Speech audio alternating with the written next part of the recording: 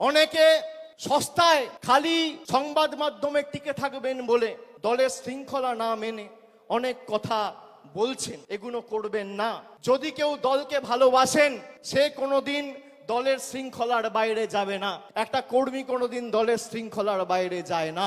আমি এমএলএ, আমার কত ক্ষমতা, আমি দলের মুখপাত্র, আমার কত ক্ষমতা, আমি দলের সাংসদ, আমার কত ক্ষমতা, আমি টাউন চেয়ারম্যান, আমার কত ক্ষমতা দেখাতে গিয়ে আপনি দলকে ছোট করছেন।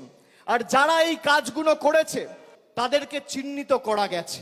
বিগত দিনে যারা দলের সাথে বেইমানি করেছিল, মুকুল রায়, শুভেন্দু অধিকারী, এদেরকে চিহ্নিত করার কাজটা আমি করেছিলাম।